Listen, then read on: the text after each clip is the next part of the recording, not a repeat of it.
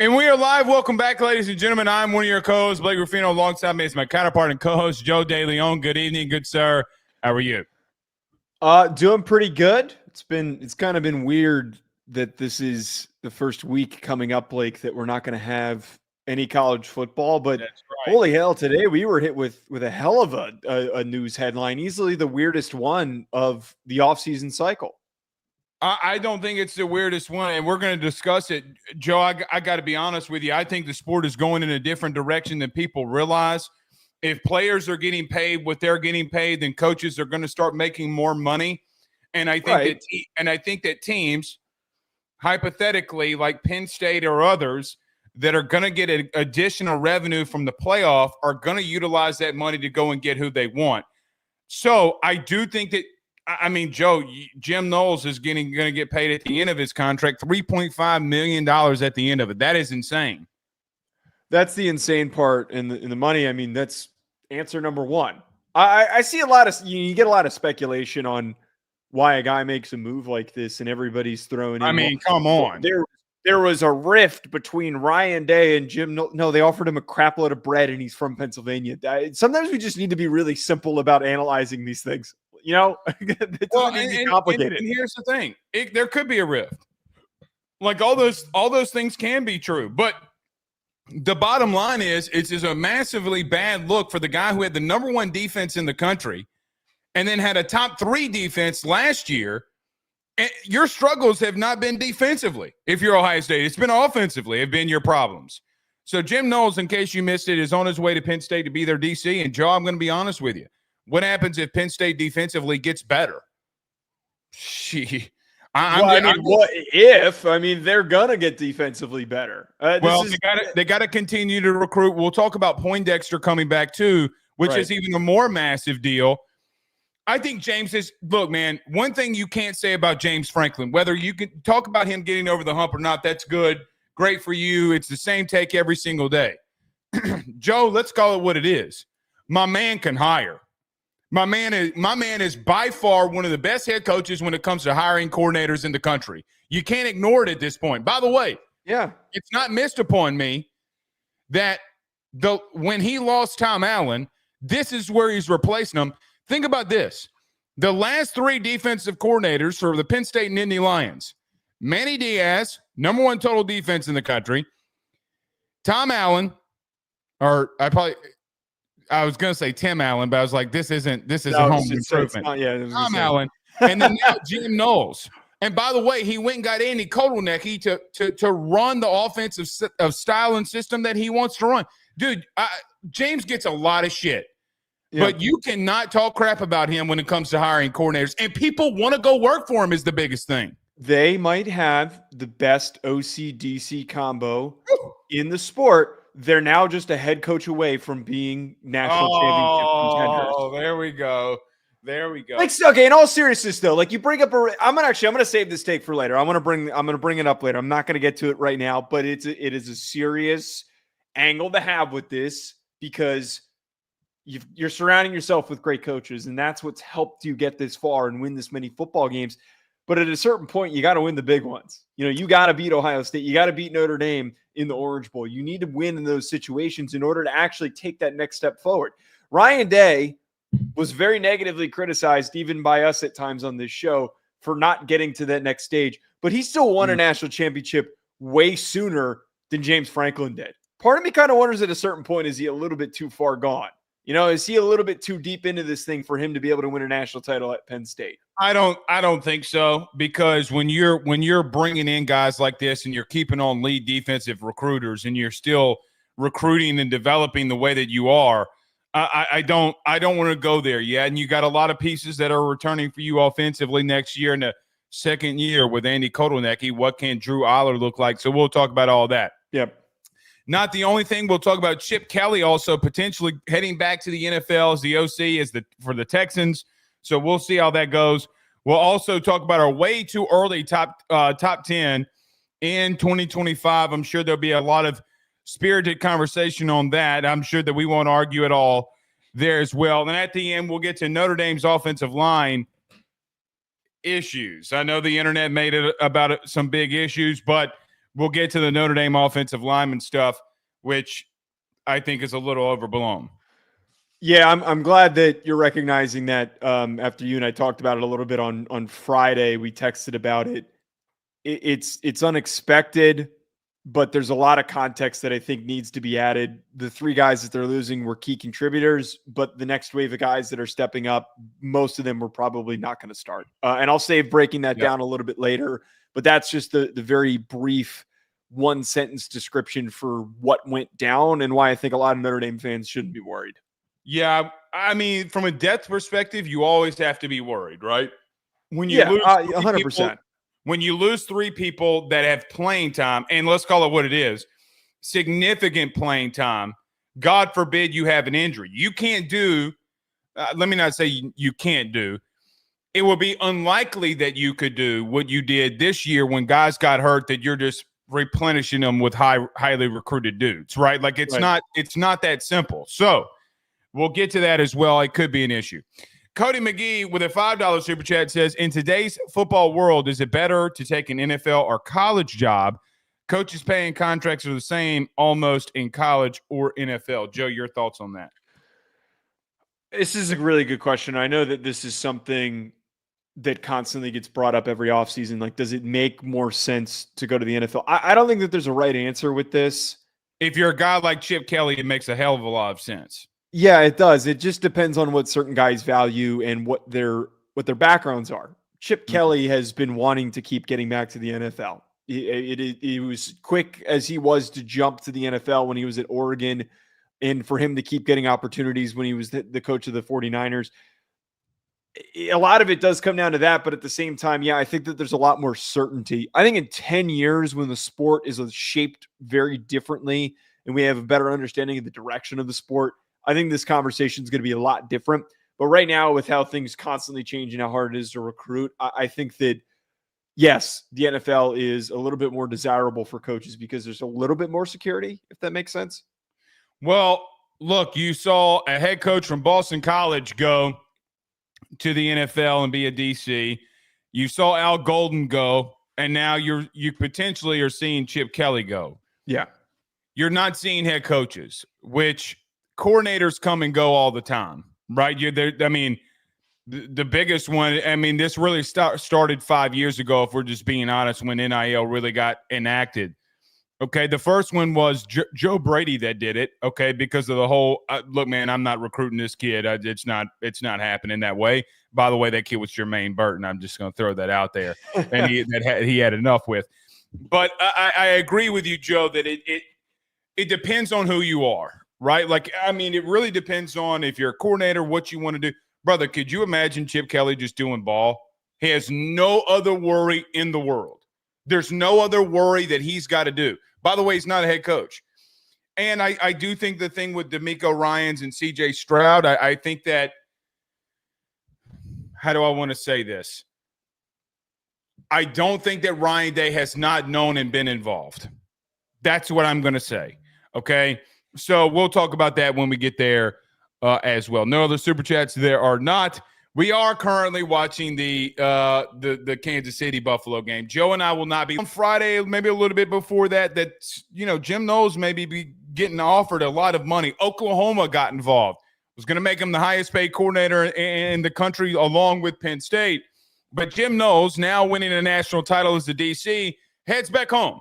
And he is a Pennsylvania native. He is heading back home to Happy Valley. Joe, and I don't want to say it's an unprecedented move because he is arguably the best defensive coordinator right now in the country. But he makes the move from Ohio State to Penn State, and you just won a national title there. I guess let's unpack this. Let's talk about this. Your thoughts on Jim Knowles going to Penn State? Well, it's incredibly unexpected because, I can't think of the last time a national championship winning team just straight up loses their coordinator to another team in their conference that has been a rival of theirs over the last 10 seasons. Yeah, that they beat. To be able to just pull a guy away like this, it's kind of funny to pull the context of how much we argue and get frustrated by just as fans over transfer portal moves and these guys just up and leaving abruptly. A coach is doing that same exact thing. He's getting paid a crap load of money. He's a Northeast guy. That doesn't surprise me that he has an aspiration to get closer to where he's from and that there's an incentive from Penn State to be able to entice him to come and be their DC.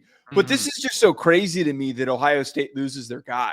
They just won a national title. Ohio State has more than enough money to match this. I would thought that if Jim Knowles was going to leave, it would have reportedly been to rudely interrupt you, okay, that they did match. So it's not as if they didn't match this. Right. They would have. Yes.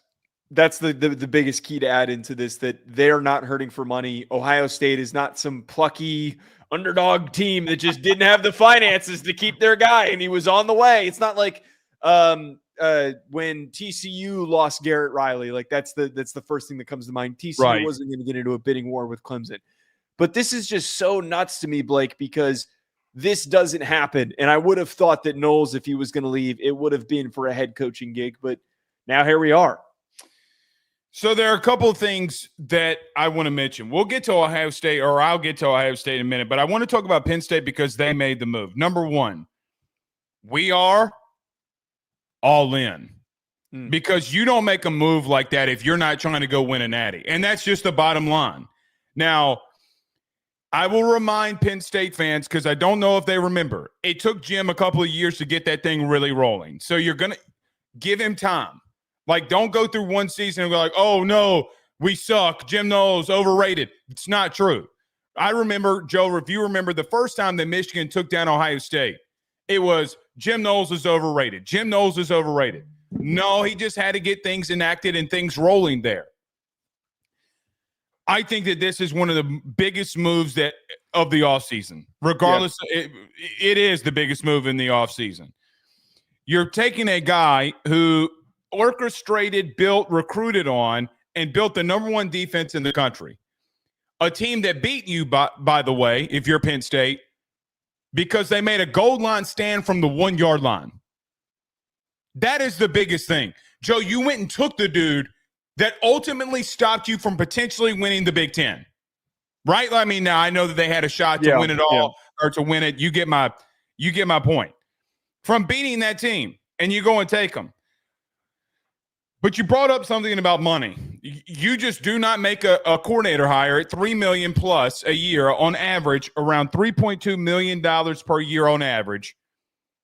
If you're not going all in here, we mentioned this early, and I want to bring it up again. Maybe we brought it up in the pre-production, or maybe we brought it up in the live show. It kind of all blends together. I don't remember. I got to give a tip of the cap to James Franklin. Not a lot of people are going to do that because they say he can't win the big game. He can't do this. He can't do that. My God, can he really bring in a staff?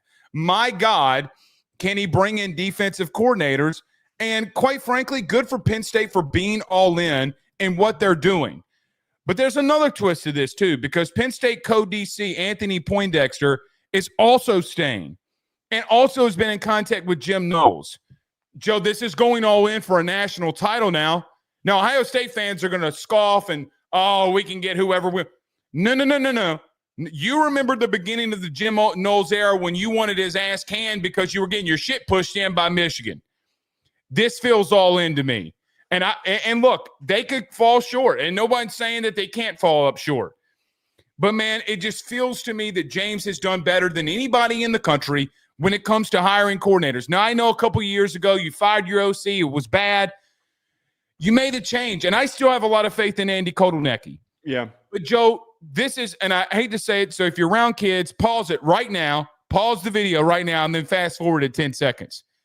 It's pulling your pants down and putting your manhood on the table and saying we're going all in to win a national title. That's how I feel about it because of the money that you did, the team that you took him from, and who he is as a DC. That's what it feels like to me. So the last two off seasons, two Big Ten teams did something very similar in order to win a national title. Michigan and Penn State made aggressive efforts to get juniors to return to school for their senior seasons in order for them to make a push for a national championship. Penn State has done that to a degree, not to the furthest degree, because the most important guy that they needed to keep was Abdul Carter, and he's moving on to the NFL. If you're a top five pick, you got to tell him to move on. I'm sorry. Right. But if Abdul Carter came back, I think the conversation that we'd be having about next year would be a surefire, holy crap, Penn State is beyond loaded that there should be no reason why they can't win a national title. Right. This roster is not as crazy dominant as the Michigan and Ohio State teams. They still don't really have the premier receiver talent to feel super threatened by them. I like Kyron Hudson. I think that he's going to be a boost for them. He's a type of receiver that they haven't had in a while that is going to be a consistent option for Drew Allar to throw to. But the most important part about all this, Blake, we need to have the discussion. Can James Franklin actually accomplish the end goal of winning a national championship? Because at the end of the day, he has done enough to beat the beatable teams. He has done enough in the situations against the ranked opponents that they were clearly better than, that they were going to boat race him and they were going to beat him. It happened in the playoff against SMU and it happened against Boise State. But whenever he's been faced with a challenge of an even opponent or a better team, they have faltered. So right now, the only question that remains unanswered, justifiably, is James Franklin, with everything that he's bringing back and around him, he has everything that he needs. Can he do enough for them next year to beat Ohio State? Can he do enough for them next year to win a Big Ten championship game against whoever the second best team in the conference is, assuming it's Ohio State or Oregon? That has to be answered, and we're not going to find that out until the whistle blows on the final minute, on the final play of when they have their next big matchup. What is getting over the hump to you for him? Is it winning a national title, or can he No, win the Big Ten and lose the playoff? He needs to first beat Ohio State. That's getting over the hump. He hasn't done that. It's ironic it's ironic the last time that it happened, we were talking about Saquon Barkley earlier with Underdog Fantasy. Yeah. I mean, that's when they beat him. Right? I mean, like, so that's a whole different – that's a conversation of me and you having in July when we have nothing to talk about and me and you can just scream at one another. But I get what you're saying. I understand what you're saying. And let me add on to what you're saying about James Franklin. Not only can you not get over the hump, but not getting over the hump with this coaching staff or the coaching staffs that you've had. Yeah. Right? That makes it even bigger because it's not as if – Joe, it'd be like Nick Saban not winning with all the dudes that he had on his staff. Yeah. Right? That's I mean, how good this staff is. Like, imagine this. Imagine not winning a national title with Steve Sarkisian as your OC. Imagine not winning a national title with Lane Kiffin as your OC. Imagine not winning multiple national titles with Kirby Smart. What happened to Nick when those guys left? So, Nick ain't won one. I mean, let's just call it what it is. I mean, that is a big factor in it too. You went from Steve Sarkisian to Tommy Rees. And I'm not trying to clown on Tommy Rees. I'm just saying, like, coaching is a massive deal. Do they get the Wheat kid back? I think is a Tyrus Wheat. That kid's a baller, shot caller, 20-inch blades on the Impala. If he comes back, Jim Knowles uses him. I think he is. I think he's back. Good. They're going to be better than Joe. They're going to still be a top 10 defensive team. They still will. I fully believe that they can get there. I understand about Abdul Carter. Joe, I thought after what they lost last year that they were going to have issues. I mean, they're still a top 10 defense. I still think that Penn State can do it. Now, you're talking about Zakee Wheatley, by the way, right? That was who you meant? Did I say Tyrus Wheat? Yeah. I did that in the national. I did that in the playoff game too. Why did I keep saying Tyrus Wheat? But Wheatley kid 6. Yes, right. Zakee Wheatley. I keep doing that. I don't know. You know how bad I am with names. Thank you for the correction. No, you're good. You're good. But in reference to Ohio State, I want to take it here. I mean, I don't. It's not a great look. Now, it's not the first time a national championship winning head coach has had multiple coordinators that he's had to replace. It's in the first time. No. And I think Ohio State can have will have the pick of the litter of who they can go get as their OC or as their DC. The question now becomes, are you replacing one coordinator or both? And I think that that's even a bigger question mark to have here. Now, in reference to DC, I think there's a plethora of guys that you can go and hire. I can think of one that could really take that job and Ohio State fans have been clamoring for, but I think it may be a little too late. But we'll see. Joe, there's also who are you referencing? I saw a massive push about Larry Johnson today, the D line coach. I don't know about that. I mean, I want somebody that calls plays, right? Like you've already promoted from within, right? Like you've already done the wide receivers coach, former Dolphins wide receiver, Brian Hartline. It didn't work. It didn't work. Go get somebody that's established. But I'll tell you this right now: no head coach in the country right now feels safe. No one, because they can go and get whoever they want. Hey, brother, I got Caleb Downs and I got all these other freak of athletes that are here. It's a top-tier job. It's a top-tier position. Joe, they can go get whoever they want, relatively speaking. Well, so you alluded to the possibility here of them losing Chip Kelly as well. That is, I really think that Chip Kelly is going to go to the NFL because this isn't a situation where there's one team that's a little bit interested. He's got 3-4 teams possibly on the table. Like look, there is Texans lead media guy came out today and said, "Hey, look, he's the top target." I mean, come on. I mean, they really badly want him. The Jaguars are want him, and then the Buccaneers are also in the mix. And the amount of bread that you can get for being a highly paid offensive coordinator in the NFL, I mean, it's premier money, and there's a little bit. Do you want Trevor Lawrence or C.J. Stroud, brother? Take your pick on who you want to call plays for. Right, and I think ultimately he does have an aspiration to become an NFL head coach again, so maybe that's what he's going for. Part of me kind of wonders if maybe they try to go after Jason Candle, who's been brought up a million times, who's the Toledo head coach, if that's maybe the direction that we go in. I'd be interested to see that. Not to get too far off straight on candidate options. I'm not worried about Ohio State, Blake. I'm just not. I'm not, because they have done this before where they've had to replace coordinators. They have gone and found guys and brought in new coordinators, and they have not skipped a beat. There is such an easy selling point for being a part of the Ohio State program when they just won a national title. You get to be a part of this staff that Ryan Day has built with premier elite players. You get to say to the DC that you get to coach Caleb Downs. You get to say to the OC, you get to coach Jeremiah Smith and Julian saying, you know, your next job is going to be a head coaching gig if everything goes according to plan in the next 2 years. Here's the thing, though. I do think the system of offense has got to change now, because I'm not saying is not a athletic kid. That's not the skill traits that you need to utilize him with. By the way, you have freaks at wide receiver, and you need to go utilize them. And I think Sam can deliver them the football. I'll push back on one thing. I know they can get whoever they want, but sometimes fit really matters here. Yeah, and I think the fit with a new quarterback in development, Joe. Look. I've been around two in media. I've been around two Heisman Trophy winning quarterbacks. And I asked both of them, "What is the biggest? What helped you to also develop going into a second year as a player? First year as a starter, second year as a player." You know what both Jaden and Burrow both said? I have the same dude in the head. I say the headset. But the same guy telling me the same stuff over and over again. By the way, like Jaden, as an example, said, "Hey, this is the first time I've had the same coordinator back-to-back years." So I will, when you're breaking in a new quarterback and a new kid, I think that there's a big deal when it comes to the guy that's in the headset. By the way, the guy that's going to be in your helmet for every play call, right? Mm-hmm. Like it's a different lingo. He's got to pick it up. So we'll see. I agree with you, though. Ohio State will be fine. They can do and get whoever they want, relatively speaking. I think they can go get who – I think that there's some high names that they can go out there.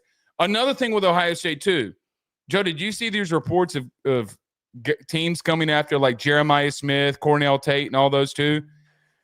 I mean, look – I buy it. I mean, teams are not afraid to – they're not going to hide it. They're not going to hide it, and but I don't think any of those guys would be incentivized to like actually leave. You know, like Jeremiah Smith's not leaving. He just won a national title. I mean, no, ballsy as shit for those teams to throw money at him. The only thing I'm going to say is I'm not going to be as bullish as you, because when it comes to people being offered money, I think people will do whatever. Yeah, but Ohio State's going to match. No, Ohio State's got the most money out of any of these teams. Joe, there could be a booster in Texas that says, "I'll give this kid $3 million a year," and quite frankly, no, they won't match it. No, they will not. Yes, they will. No, they won't. The not best when it, player in the country. I get that, dude. There's a number that you won't hit. There's a number you won't match. And I'm telling, there are programs that can go out there and outbid you. Ohio State's got a lot of money. You got that old money? I mean, Joe, let's talk about the team that's actually doing this now.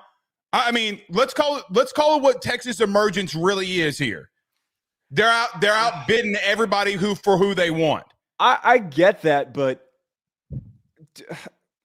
Ohio State, I think, is smart enough to know specifically with Jeremiah Smith that they're going to pay the money to keep I'm him. with you, but there's a number.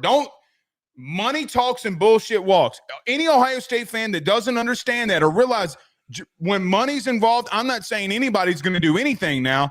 I get that. The other, for the Carnell Tate part of this, and I think that now that one makes a lot more sense. Well, but the thing with that one, I think that there's a natural process that I think is happening here that I think a lot more guys are understanding it's better for them.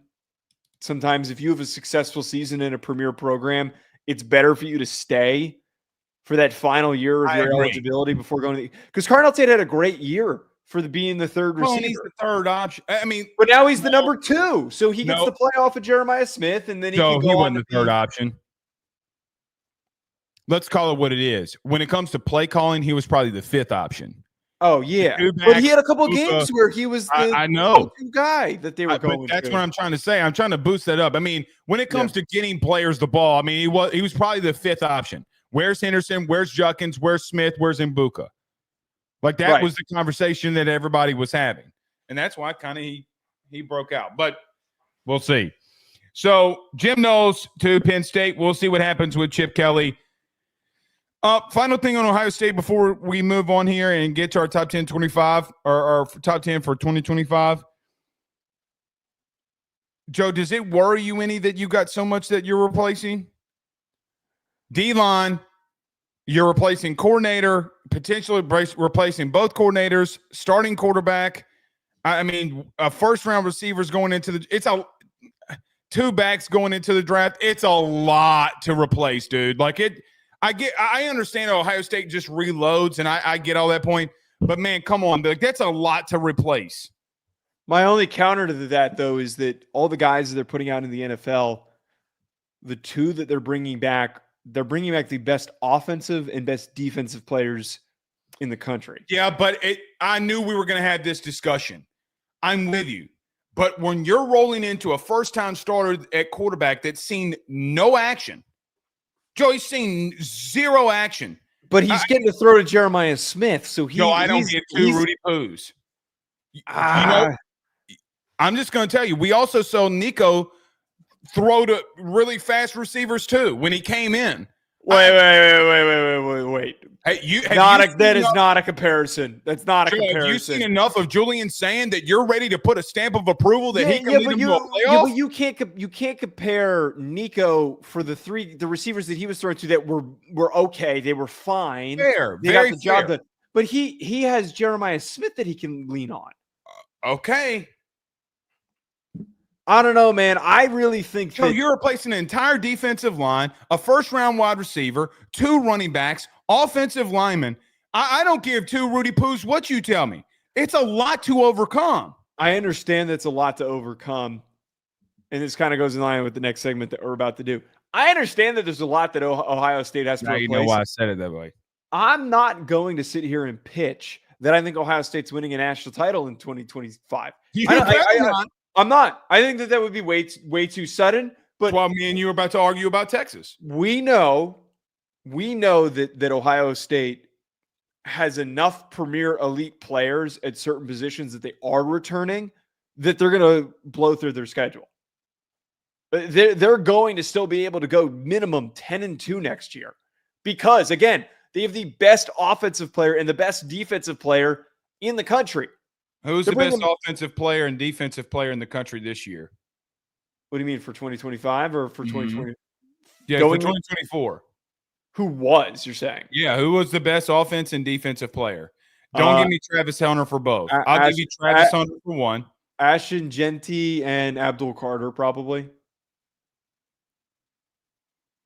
I think Jeremiah Smith and Caleb Downs are the two best players on offense on defense. I don't think it's a crazy take. I don't think it's a hot take. They've played enough snaps and they're athletic enough that they're. No, I don't think it's crazy at all either. I think you're correct. You need that more. Carries something, man. That carries a 10-2 record. You're not going to convince me all offseason that you replacing that is not a hit. By the way, just throwing this out there, you had those dudes and you had all this establishment and you still lost 2 games. There has been that's a very complicated thing to unpack, and we've unpacked it multiple times with the whole Michigan shit and how Ryan Day mishandled them. It doesn't matter. Okay, wait. I will say this though. There's been a lot of positive buzz about Julian saying last year coming into the season when there was positive buzz for Jeremiah Smith. I said, listen, that's a different beast and a different animal. And no. All I'm saying is I'm right. If Jeremiah Smith played as gifted as he was, despite there being the general speculation of can we trust a true freshman to play as good as we're hoping to, I think that Julian Sain's going to be fine because at the very least he can lean on Jeremiah Smith. Joe, leaning on Jeremiah Smith too much can be a problem if he's thrown into double coverage. He's got Carnell Tate. Joe, I'm going to go ahead and tell you right now. It's God as my witness. Write this down and put it on your wall right now. I'm good. That on 126-25, every first-time starting quarterback makes crucial mistakes. I'm not asking them to go undefeated. I'm just saying 10-2, go to the playoff. Okay. I don't think it's an unreasonable I don't think that their schedule is crazy hard, too. It's not crazy hard. I mean, they could sleepwalk through most of it, but you get what I'm saying. All right. Yeah. Let's get to our top 25. Way too early top 25 here, Joe. I'll go ahead and give you mine, then you can give yours. My top 10 here for way too early top 25 or way top 10. Way too early top 10. Why is that too hard to say? Number 1, I have Penn State. Number 2, I have Georgia. Number 3, I have Oregon. Number 4, I have Texas. Number 5, I have Clemson. Number 6, Tennessee. Number 7, Ohio State. Number 8, LSU. Number 9, Miami. And number 10, the Notre Dame Fighting Irish. What are your top 10, my man? I've got number 1, Texas. Number 2, Penn State. Number 3, Ohio State. Number 4, Oregon. Number 5, Notre Dame. Number 6, LSU. Number 7, Georgia. Number 8, Tennessee. 9, Clemson. And 10, Miami. All right, where do you want to start here? I know that we could start off at 1. You have Texas. I have Penn State. Joe, I'll just start here if I need to. Yeah, let's go there first. With the University of Texas, I am not going to debate you that they don't have the talent. I'm not going to debate you that they don't have the coaching staff. I'm not going to even debate you really that Arch Manning's not a better quarterback than Quinn Ewers. What I would debate is look, there also comes a point of them not getting over any humps, right? And I don't know if replacing a lot of these key guys that you can get over the hump. I know that you're bringing Baxter back. I understand that, but you're replacing the offensive line. Joe, can you run the football? I mean, can you simply line up and run the football? Well, they're bringing back C.J. Baxter. That's automatically, the first answer to that question. Their O-line got pushed around. So either the guys that are coming back, even Kelvin Banks. Joe, let's call it what it is. There were times during the last season that Banks got pushed around. I don't care what anybody says. It's on film. So there also comes a part where, Wisner had some moments of maybe him missing some holes. I saw an offensive line in the playoff that got dominated in moments by Arizona State. Don't try me on that you could run the football when you're not even cracking over 100 against, by the way, the worst run defense in the playoff. It's not as Arizona State was not. They were not the worst run defense. Statistically, they were 87. No. They were in like the 40s. That number was incorrect. They were like, we don't need to go down that rabbit. I'm going to check. I'm going to go find it. Well, maybe their pass defense was in the playoff. They weren't the worst. Maybe Boise State. Let me back up. SMU, Boise State, because SMU was really good at stopping the run, but. You get my gist. An SEC school not being able to line up and run the football. It's a fair concern, and they were incredibly banged up for the added context of that. But look, this is why I'm buying into Texas, and I've said this. I really think that Arch, him having the opportunity to sit for 2 years and to develop, and then the little spurts that we've seen of him, I really think that he's ready. I think he's ready to take off. You mentioned They haven't been able to get over the hump. We can tangibly see what held them back. It was Quinn Ewers. We need to admit to ourselves. We need to be very blunt in saying that Quinn Ewers was a limiting factor in big games because his decision-making was terrible. It was bad. Well, it was a bad decision maker. No, they could have gotten over the hump this year again and beaten Ohio State in the playoff. They couldn't run the ball. Joe, they're third. They were winning. They were going to tie that game if it wasn't for him getting stripped. That's on Quinn Ewers. We talked about that on the show. Joe, that's on fourth down. I get what you're saying. But there also comes a point where you're second and goal from the 1 and you can't score. Look, Blake, that's not on him. They ran a toss. Blake, they're losing. Wait.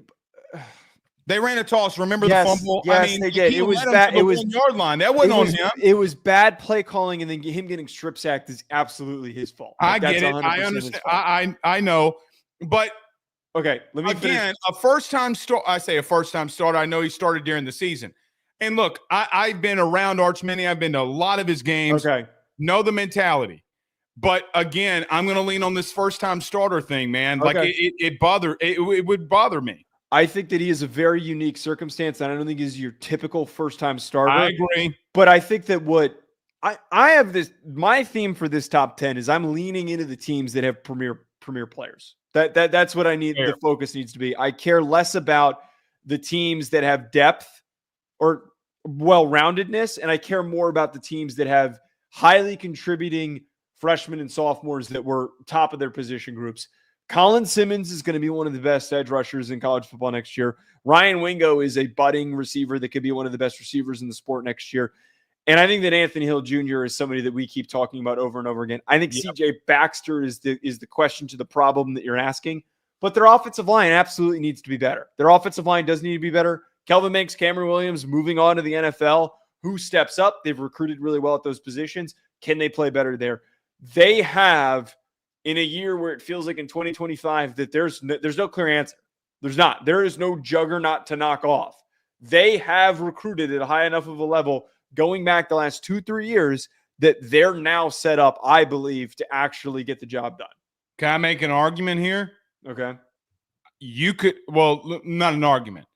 You could shuffle pretty much every damn near one of these top 10 teams. Oh, yeah. Outside of Miami, for me.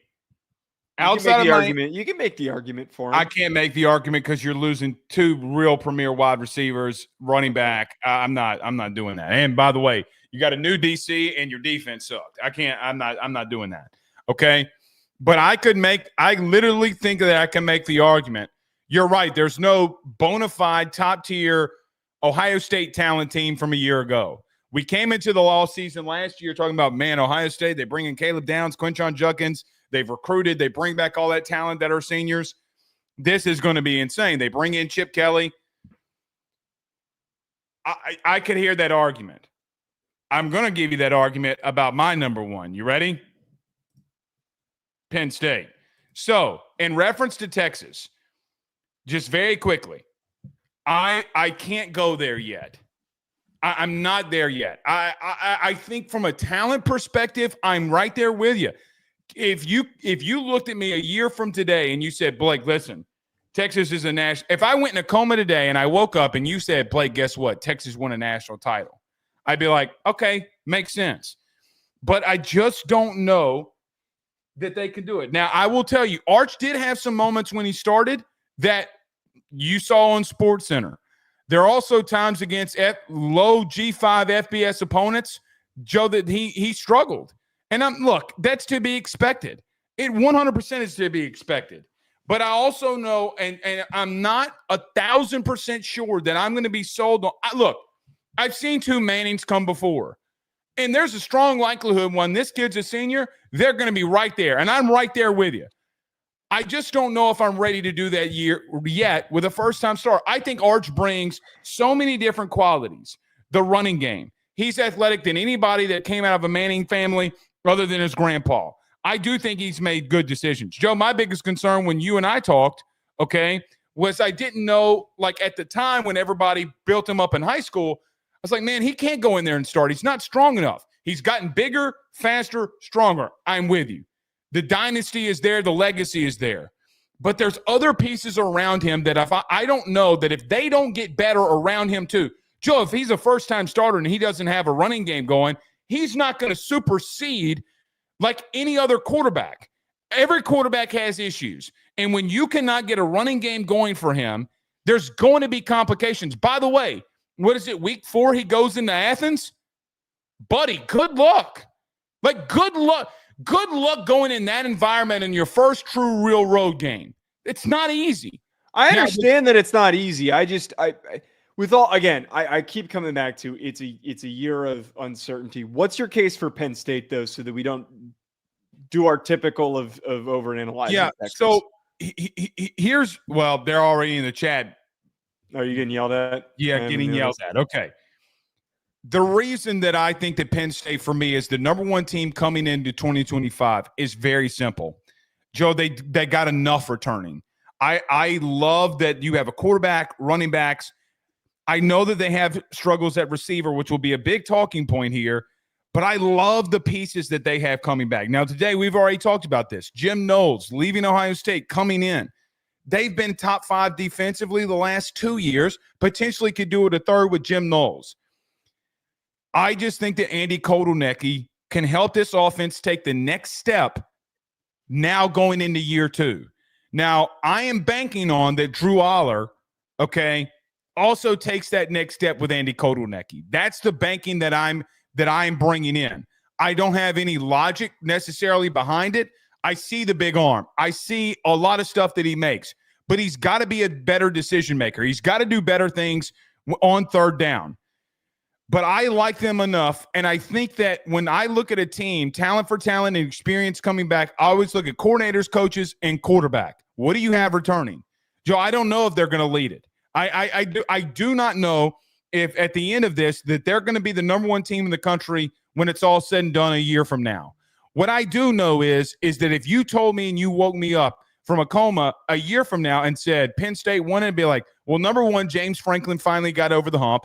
But then number 2, I would say, oh, well, that means that Andy Kotelnicki and Drew Aller took their next step to get where they needed to go.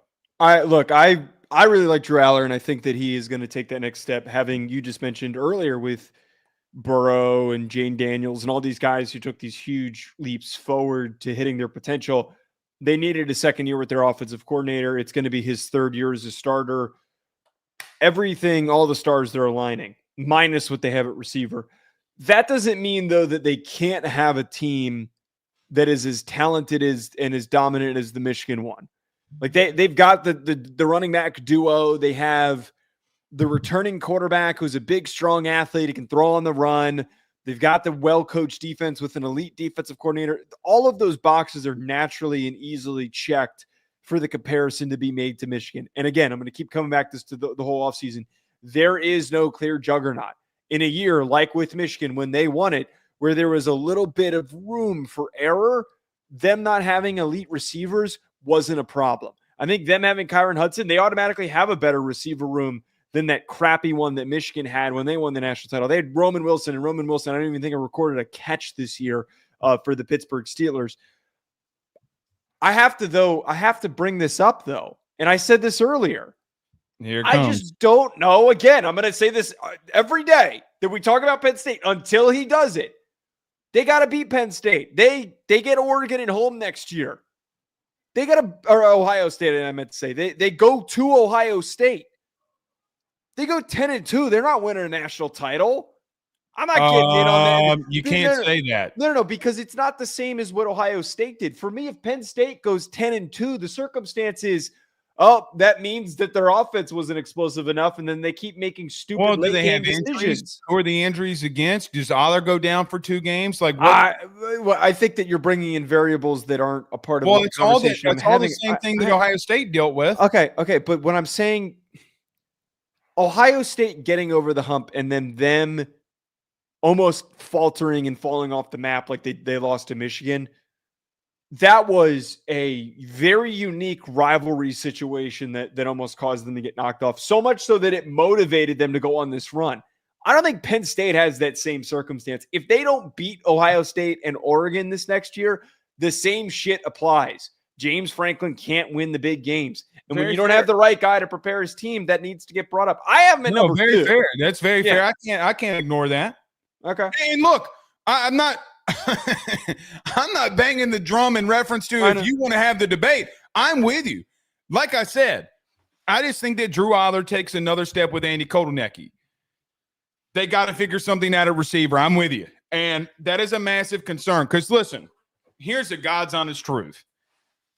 You got to be able to throw the ball in crucial situations, man. I know that you're right. It's so difficult to say that when they're a yard away against Ohio State. You look at them against Notre Dame. It's difficult to say that, but those same things came to light, right? Like, I mean, look, I don't think that Will Howard is as talented as Drew Aller. I really don't. He started a national title game, 15 of 16. I mean, what was the difference? Better receivers. So I like Kyron Hudson a lot. In this last preseason, when I watched a shitload of USC film, okay, because LSU played USC, whatever. Brother, did you know that 2 years ago this man blocked 3 punts? Did you realize that he blocked? He is, dude.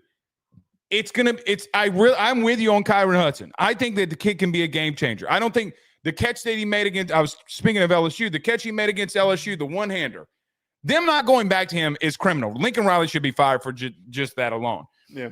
I think it's a bigger thing, but he's not a receiver that gets a lot of separation. He's just big, physical, and talented. So, look, they got to figure something out. They need to get some speed. Tyler Warren is gone. He solved a lot of their problems a year ago, too. So we'll see. All right, Joe, where do you want to go here next? Okay, the next two that I think I want to get to, let's talk LSU and let's talk Notre Dame. I'm actually, I find it. You have to put them together. I find it. No. We're talking about them. Wait. We're talking about them separately, and I'm just saying that let's get to those two because that's probably what we have time for before we get to the last topic. Let's talk about LSU first, and I find it very funny that I have LSU. All the LSU fans think I hate you guys for some reason, just because I got pissed off because I was getting trolled during the game. I actually really have faith in LSU for this upcoming season, and it comes down to a lot of the things that we were just positive about with Penn State. There is importance in bringing back quarterbacks second year with the same offensive coordinator in the same offense, same team. And it also needs to go be recognized that they brought in a lot of premier players to the transfer portal. They had the best transfer portal haul, bringing in Mansur DeLeone. I loved him in the preseason, watching his tape as a draft prospect. Pause very quickly. Okay. They think he's the best DB that they've had. You look through this. Like, you bringing him up? He's that good of a player. Dude, he's that good of a player. It's everything that staff's talking about is that kid. Continue. Sorry. But that attention goes in line with what I'm talking about here. Patrick Payton is super high upside. At the very least, he's a rotational pass rusher. And then the offensive line additions. Here's the only big thing for me with LSU, though, and why I stick him at 6 for that reason. One, they got to run the football better. I think Sloan needs to be a better decision maker, and it's going to be a second-year calling plays that there should be hopefully some improvement. I don't know what to expect with this offensive line. And I think that they've recruited well enough that we can be optimistic that Brian Kelly, he was at Notre Dame, and there was just always the next man up. There were guys in the wing. But you're losing two of the best tackles, the best tackle duo in the sport. And that's not all you're losing. Like, I think that if there is replacing 4, potentially 5. I think when you're losing that much, it needs to be recognized. And if there's something that holds them back, it's that and learning if their interior defensive line can be better. I think this is how I would paraphrase LSU at the current moment. I'm with you. Basically, this is what you're saying, and I'm with you. Do they have the talent to be a playoff contending team? Yes. They have the talent to be a playoff contending team. Barry and Brown, dude, Chris Hilton came back from injury, had 3 touchdowns at the end of the season. Garrett took a better leap when Brian Kelly got involved in play calling. And, Joe, you can laugh at this all you want to. I have been clamoring for the last 6 to 8 weeks for Brian Kelly to get involved in play calling. Garrett took a massive leap forward when Brian Kelly had a play sheet and was doing stuff. BK has got to be more involved. I don't like him micromanaging because I think he's too good to micromanage. Go be in there and go dominate it because you did. A top 15 defense in Oklahoma, quite frankly, you couldn't run the ball all year. Brian Kelly gets a call sheet. You're lining up and manhandling dudes. I'm with you there. Listen, this is coming from an LSU dude. You better go out there and start proving it. I put more pressure on the staff. I put more pressure on this team. I put more pressure on this organization than Notre Dame fans, and I'm going to say it like that, Notre Dame fans realize. But I'm trying to be as realistic as possible when it comes to LSU. Talk about getting over the hump.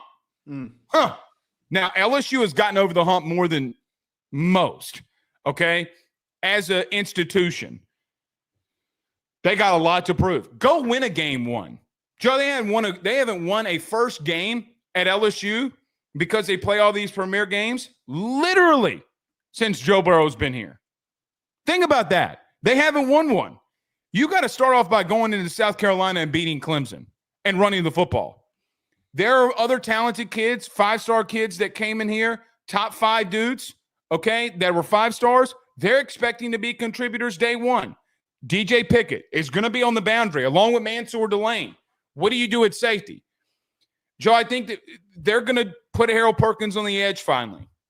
And I think that is a big difference. Now, I think he's gotten dominated in the running game, but they have talent. They have top 10 talent. If they fall short of that, it's because, number one, they continue to turn the ball over. Number two, they couldn't run the ball. But here's the biggest statistic of all. I know it like the back of my hand.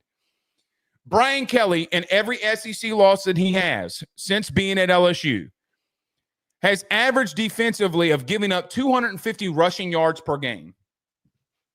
That's awful. That's awful. Now I'm going to give him a little bit of grace. Here's why.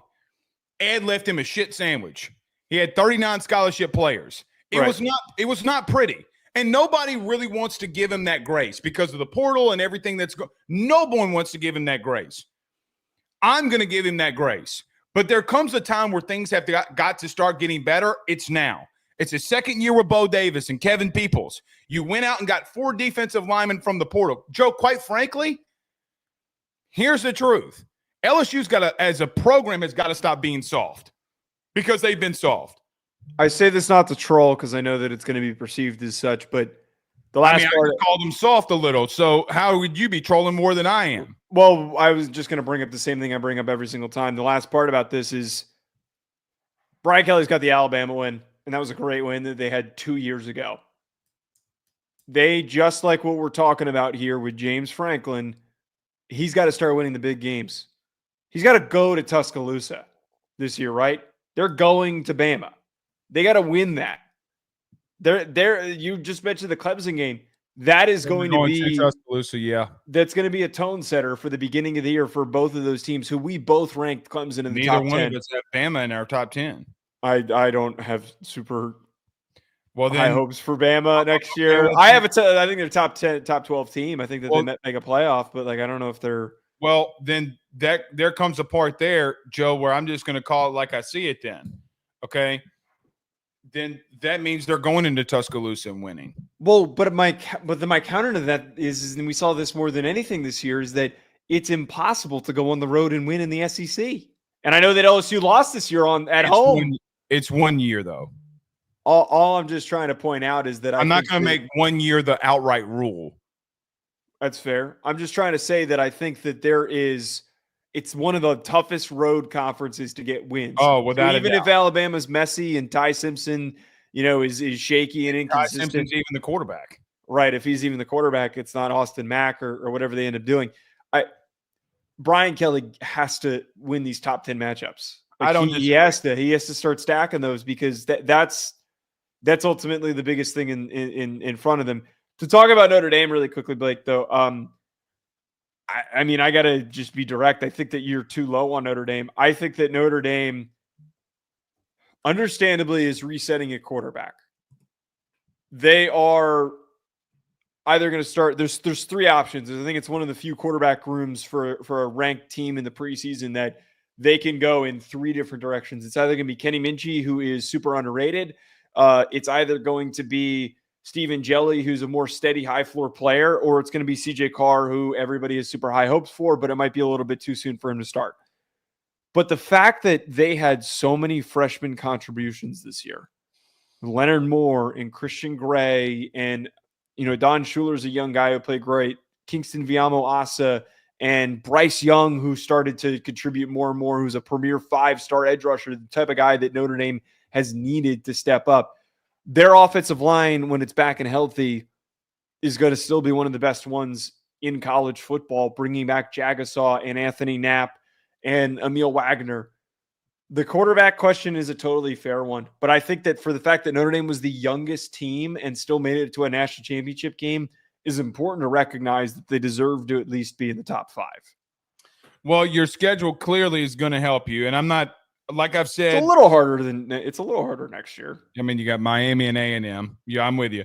They have Arkansas. I'm going to continue to throw this your way, man. I mean, put them wherever you want right now. Do you have a DC?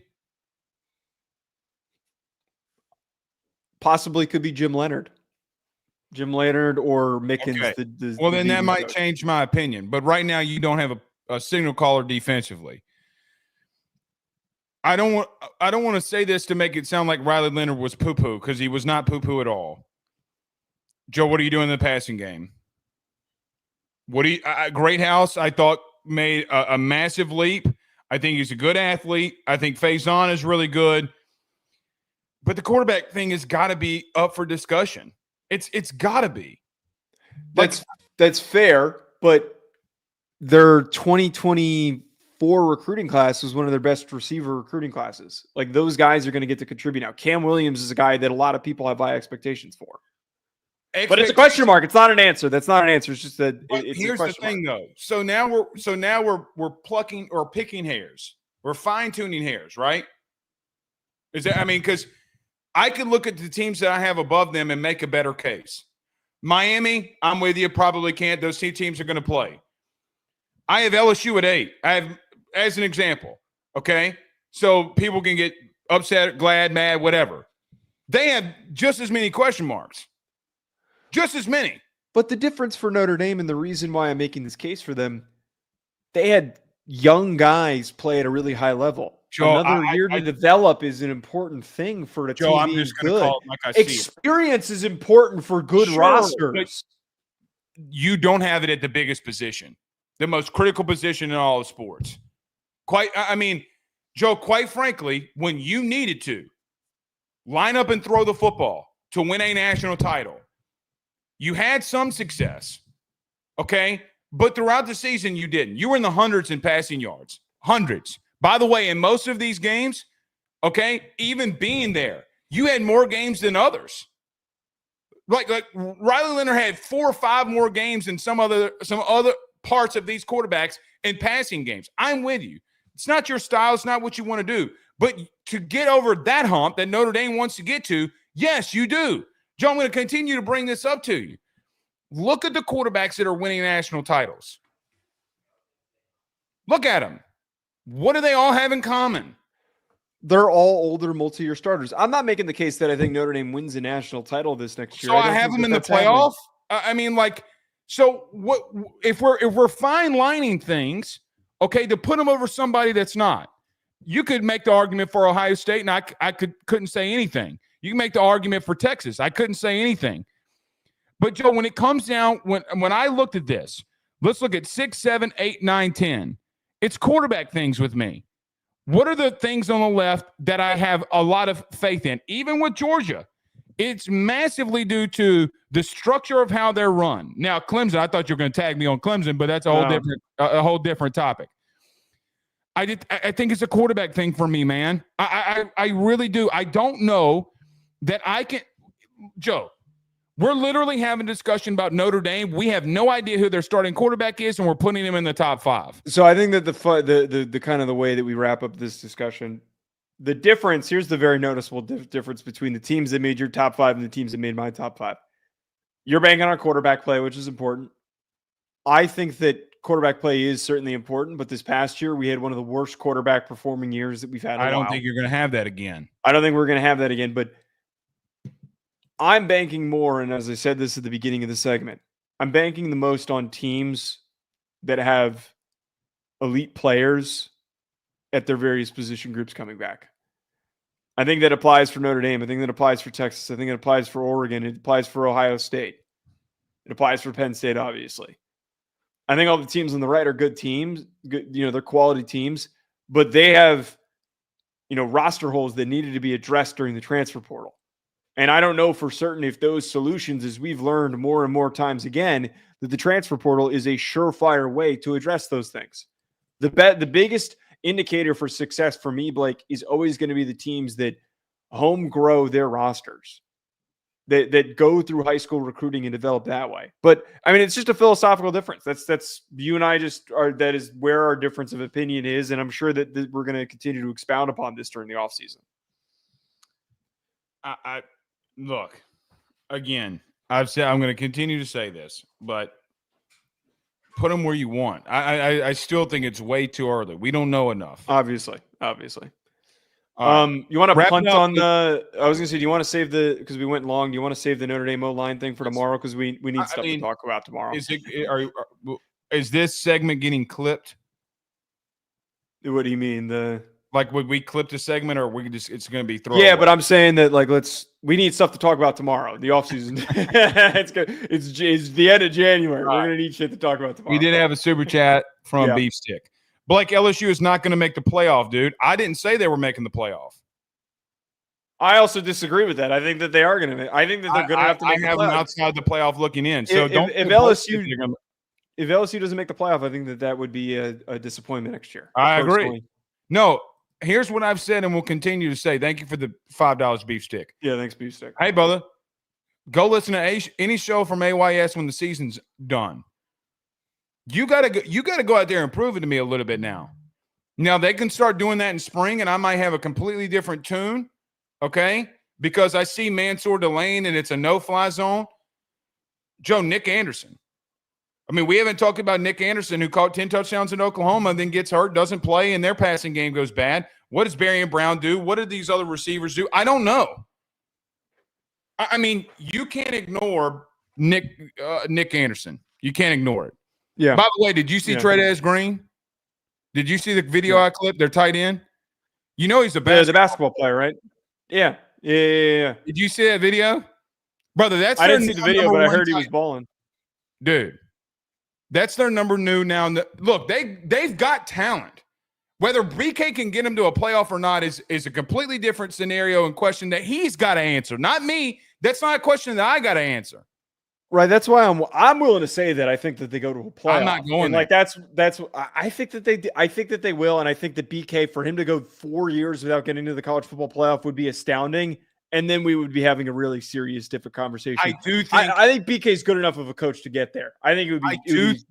I do think from this is difficult to say with Jaden Daniels doing what he just did.